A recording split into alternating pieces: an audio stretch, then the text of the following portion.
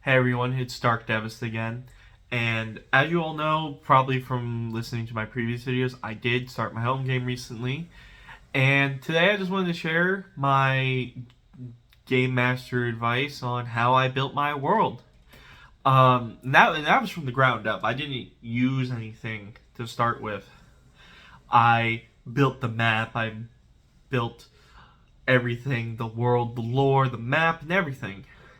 And I probably will cover this in at least 3 videos over just the span of everything you need to know about how a good way to build your world is.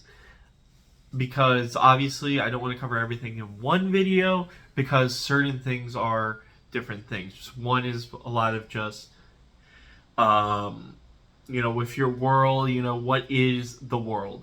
And that's what we're covering today. Other videos would be like, what do you feed your players? And what kind of rules might you need to implement due to the world that you've built? And the other one would be your world in motion. Those are at least the 3 I have planned for this, but today we are going to be covering sort of the world, and we're going to be covering the structure of it. We're going to be covering the surface. And we're going to start with more of like, what does it look like? How many cities are there? What is its government? Is your city a monarchy? Is it run by a king or a council?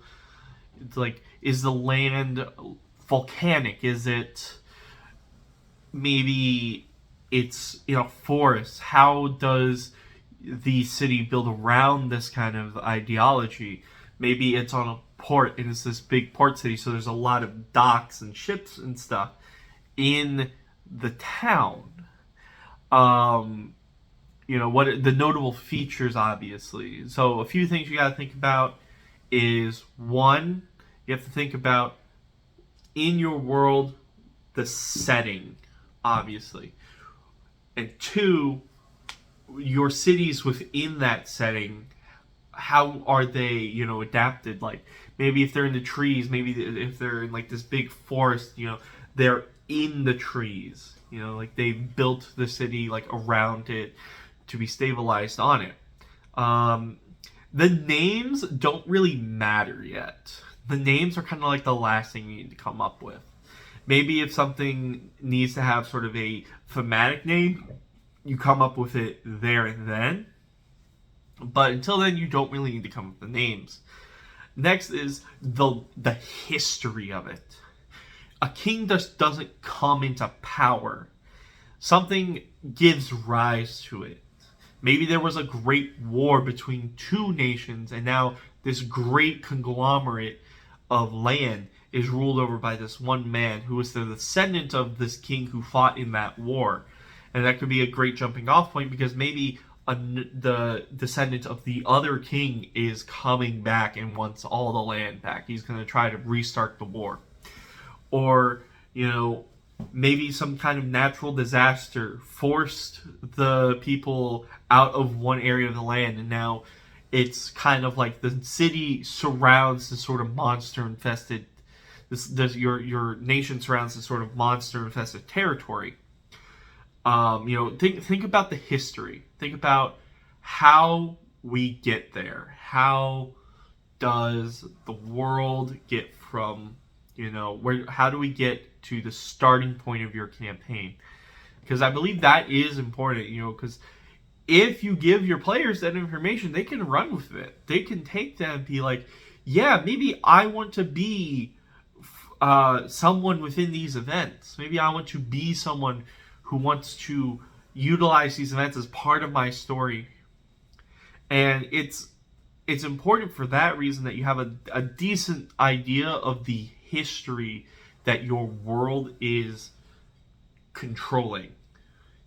And lastly, you have to think of the inhabitants. What races make up your city? What races make up your nation? What cities? Maybe there's like 2 groups of people and they don't really like each other because one kind of immigrated here, and we all know how that kind of works out in history, is that one group immigrates and we never really like them here in America, at least. What things have those races contributed as a part of the nation's history as well. Think about inhabitants, think about populace, and how that is going to affect your world. So in terms of like backstory, in terms of like world building information, we have sort of the design, this is what your cities look like, your setting. You have your history, how are we getting to these cities being founded, this nation being a thing, and who are the populace? What are the races? Another point I forgot to mention in there is who are the important players? The kings, the generals, maybe anyone that your players might need to know about actually in session 1 as being like important figures within the current history is also a good idea. And then you have to think about that at a greater scale. This third point is actually a lot more important than you think, because in a nation there are going to be groups that form to work towards their own goals. Maybe the land was founded over essentially this opening to the Underdark. So you have this group of people that travel to the Underdark in search of riches, maybe the riches of the Underdark, maybe. Or you have this group that goes out and hunts monsters because you built your nation is founded on this new land that you've all found, and it's inhabited of these dangerous monsters. So you go to your campaign is set pretty much on this new land that you hunt monsters at. And what are the goals of this group? It could be treasure, money, power, fame, maybe too. What do they want? How are they getting it? Who makes up these groups?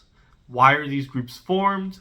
A lot of that is important. And groups are really good, especially if you're trying to run factions, because the groups can be utilized by your players for just favors. You can make special shops for each of the groups that if your players kind of get a good standing with them, they can start purchasing from these shops and get special items that they wouldn't be able to get otherwise. Maybe you can give out certain quests based upon their standing with these factions. This is kind of what I'm doing with my game, is that I've built up a couple of these different groups that are going to be going around and just doing their own thing. The players kind of can help them out somewhere along the way. They can potentially be offered, roles within the faction itself, but the plan is to just kind of, for groups in terms of building it, is you need to understand them as them having their own goals and there being a force that can act in the world that isn't your players. That's all I'm really covering today. I'm going to be covering a lot more of just the player information and rule changes in terms of in the world building before